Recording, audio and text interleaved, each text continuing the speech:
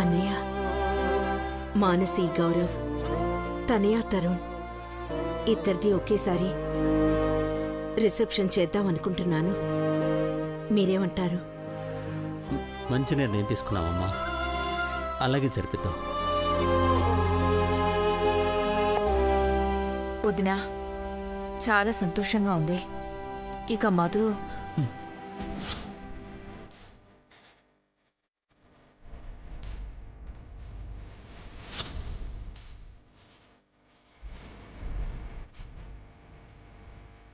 ఏంటి వదినా?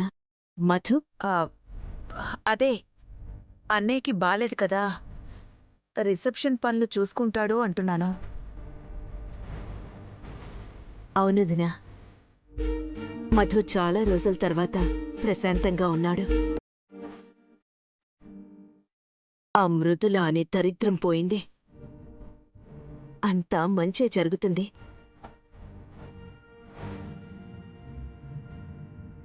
సరే, నేనిక ఉంటాను. అలాగే వదినా. అలాగే బ్రాహ్మణి. మృదుల గురించి చెప్పేటప్పుడు వద్దు అన్నారేంటండి? లేదు భారతి, బ్రాహ్మణికి మృదులపై ఇంకా ద్వేషం పోలేదు.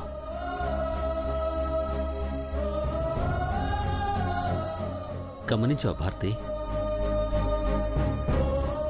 చాలా రోజుల తర్వాత పిల్లల గురించి ఆలోచించి వారి బాగోగుల గురించి మాట్లాడింది.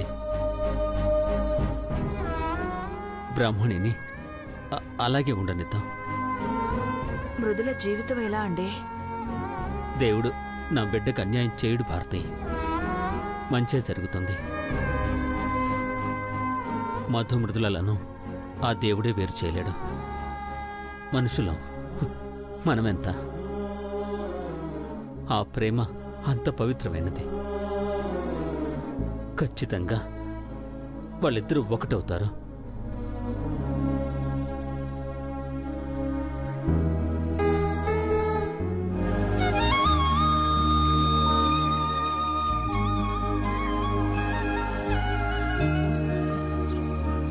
ఓ దొరా, ఏం చేస్తున్నావు?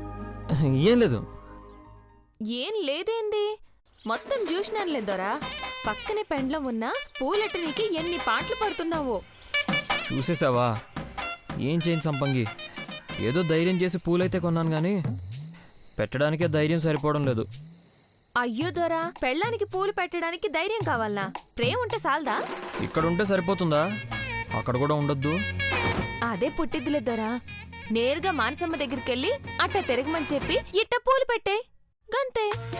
గంతేనా? ఎంత సింపుల్గా చెప్పావు సంపంగి. ఒక్క చూపు చూసిందంటే చాలు, చేతులు వణికిపోతాయి, పూలు రాలిపోతాయి. నా వల్ల కాదు. నీ వల్ల కాకపోతే మనుషుల్ని పురమాయిస్తారా? లేకపోతే ఏంది దొరా, పోయి పూలెట్టండి పొండి.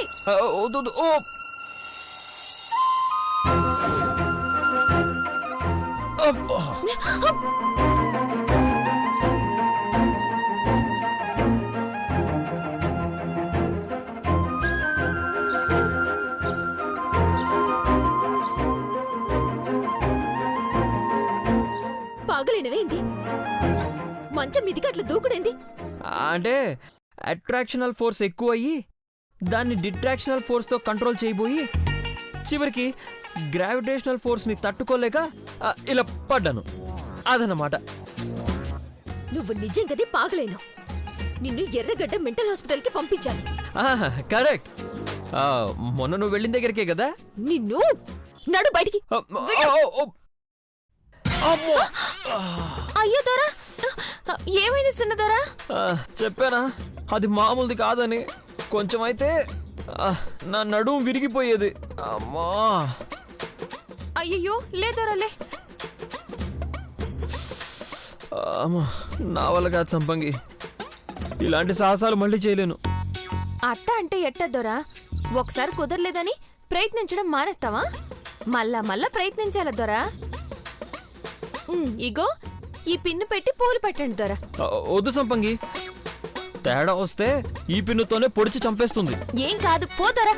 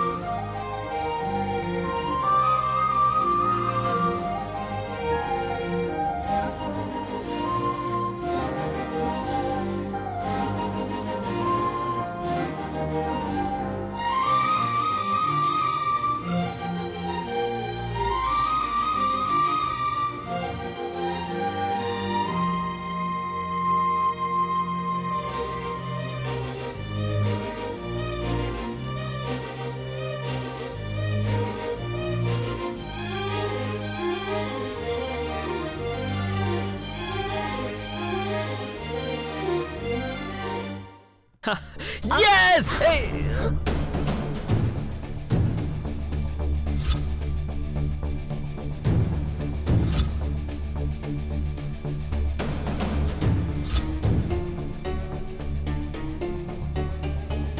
ఏంద్రా నువ్వు చేసింది?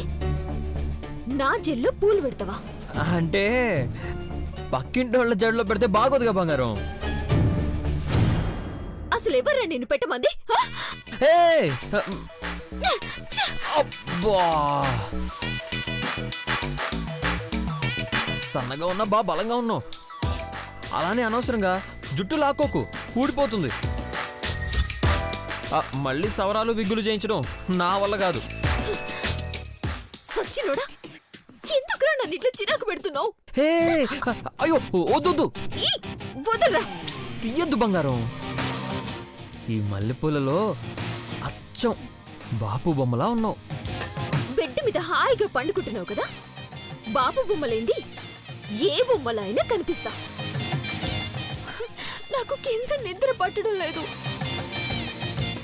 నువ్వు కింద పడుకో, నేను పైన పడుకుంటా. నువ్వు పైన పడుకోవడానికి నేనెందుకు కింద పడుకోవడం? పక్కన ప్లేస్ ఉంది కదా, వచ్చి పడుకో. ఛాన్సే లే. అయితే ఈడ కూడా ఛాన్స్ లేదు, కింద పడుకో. Only Sam.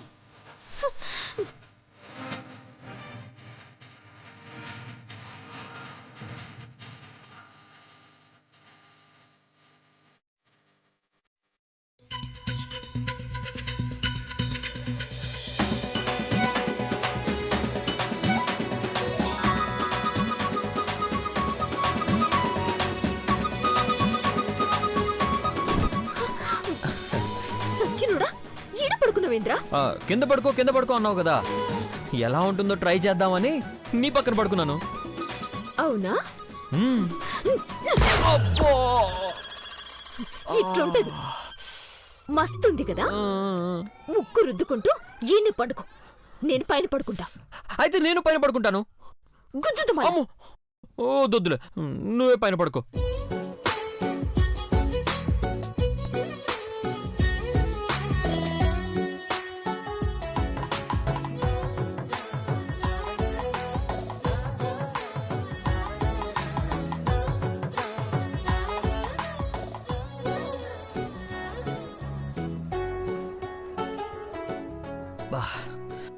గుద్దితే గుద్దేవు గాని చాలా స్వీట్గా గుద్దేవు.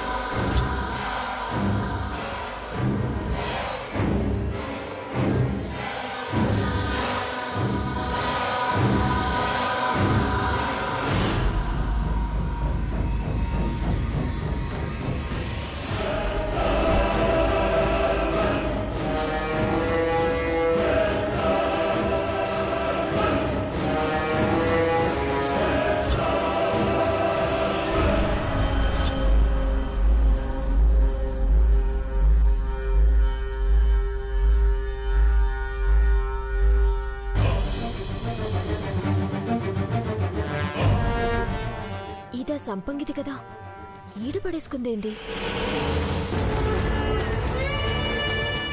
అయినా అదేడ పడేసుకుంటే నాకేంది?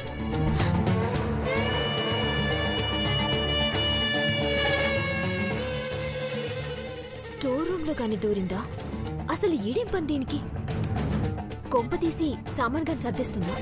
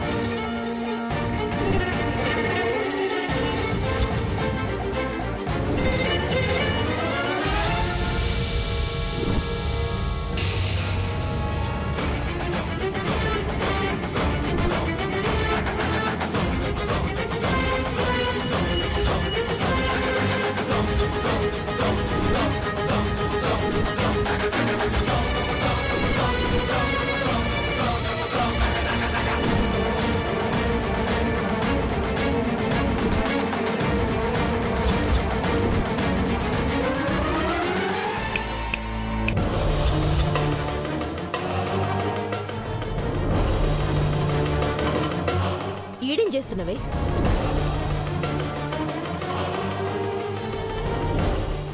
మాట్లాడవేంది? ఏం చేస్తున్నావేడా?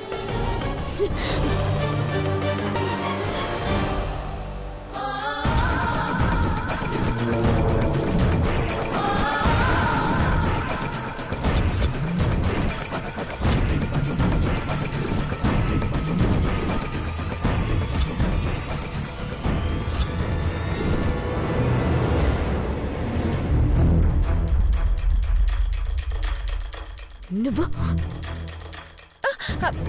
చేతి చేతి ఇవే.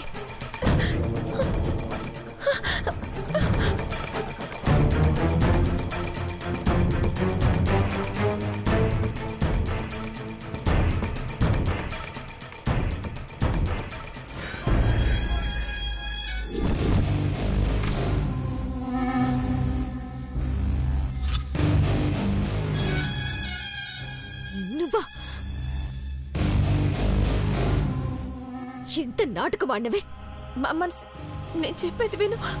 ఏంది నువ్వు చెప్పేది? ఇంత మోసం చేస్తావా?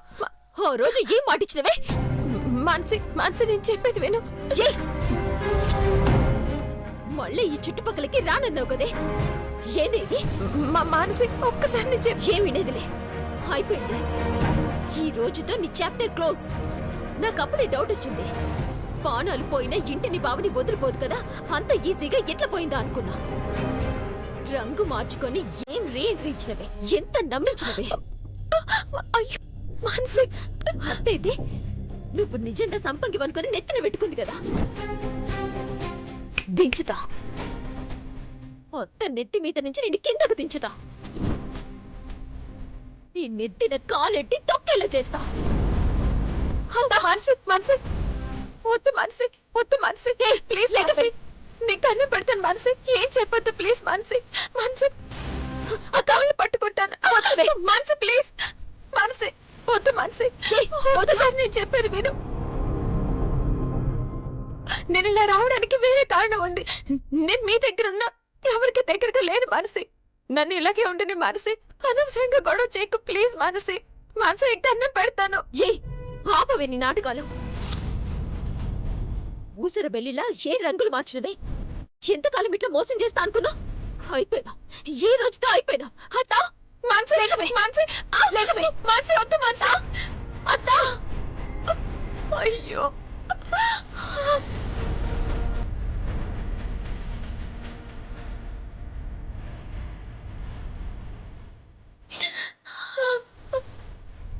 అత్తా, అత్తా. ఏమైంది? ఏమైంది మానసి? ఇంట్లో జబర్దస్త్ సినిమా నడుస్తోందట, చూపిద్దామని పిలిచిన. ఏయ్ బయటికి రావే.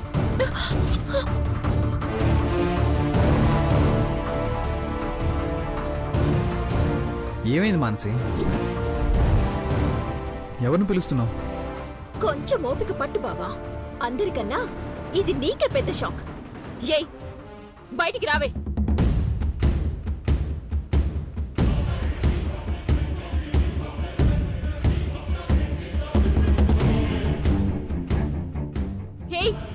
వస్తావా? జుట్టు పట్టి బయటికి ఈడ్చుకురమ్మంటావా? ఏంటి మానసి, సంపంగితో ఏమైనా గొడవ పడ్డావా? సంపంగేడుందేడా అందరినీ పిచ్చోళ్ళని చేసింది. హేయ్ రావే బయటికి. పిచ్చోళ్ళని చేసిందా?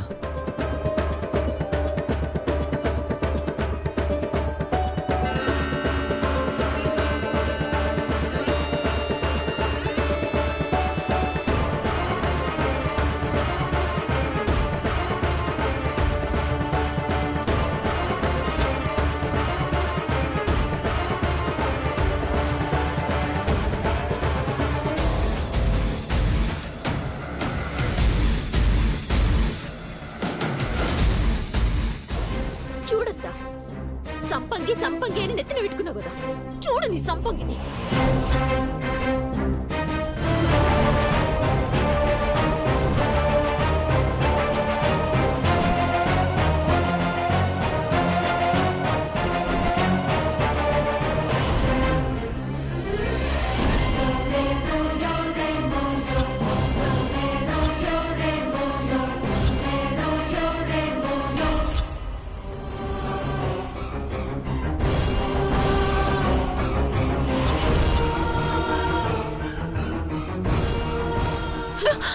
చూడత్తా ఎంత మోసం చేసిందో.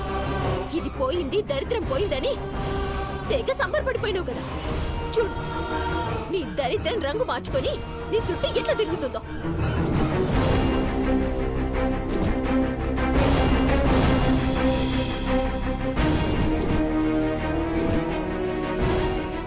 ఇది మామూలుది కాదత్తా. మనల్ని మోసం చేయనికే పుట్టింది, మోసం చేస్తూనే ఉంది. ఆపమాన్సి, మోసం అంటావేంటి? మతిపోయిందా? తనిల్లు, తన ఇంట్లో తనుంది, మోసం ఎలా అవుతుంది? నువ్వు నోర్ముయిరా.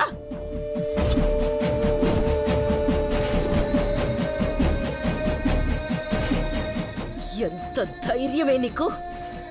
నన్నే మోసం చేస్తావా? అది కాదమ్మ గారు. నోర్ముయ్.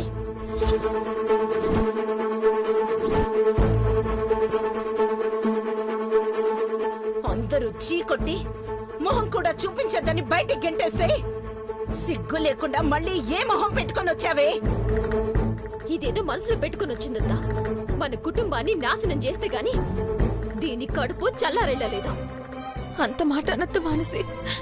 ఇది నా ఇల్లు, నా కుటుంబం మానసి.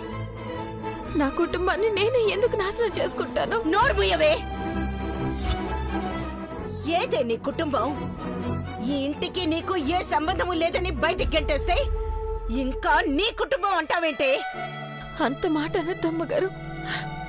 నేను చేసిన తప్పేంటి? తరుణన్న తనయ్యల పెళ్లి చేశాననే కదా.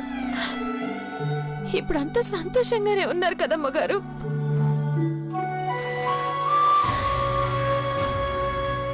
మీరు మీ బిడ్డ కోసం బాధపడుతుంటే నేనే తీసుకొచ్చి మిమ్మల్ని కలిపారు కదా. మీ సంతోషం కోరుకునేదాన్ని శత్రువులా చూస్తారేంటమ్మగారు?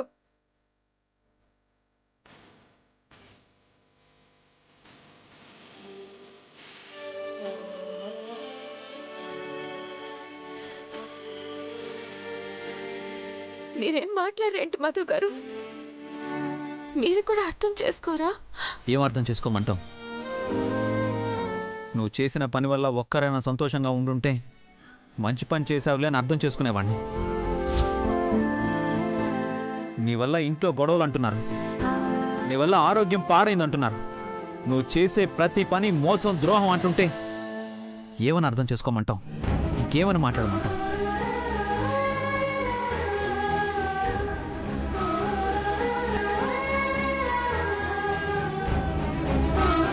ఇదిగో ఇప్పుడు కూడా నీ రూపం మార్చుకొచ్చి ఇంట్లో వాళ్ళందరికీ దగ్గర అయ్యావు. ఇది మోసం కాదా? ఎందుకు ఇలా చేస్తున్నావు? ఎందుకు ఇలా చేస్తున్నావు? మంచి చేస్తున్నా మోసంలా అనిపిస్తుంటే ఏం చెయ్యాలి? అందుకే నన్నెప్పటికీ మీరెవరూ అర్థం చేసుకోలేరని దూరంగా వెళ్ళిపోవాలనుకున్నాను. కానీ రాత అనేది ఒకటి ఉంటుంది కదా. మీకు యాక్సిడెంట్ జరిగి నా కంట్లోనే పడ్డారు. మిమ్మల్ని ఆ పరిస్థితుల్లో చూసి ఎలా వెళ్ళిపోతాను? తీసుకెళ్లి కాపాడుకున్నాను. అప్పుడు కూడా మీ ముందుకు రాకూడదని అనుకున్నాను.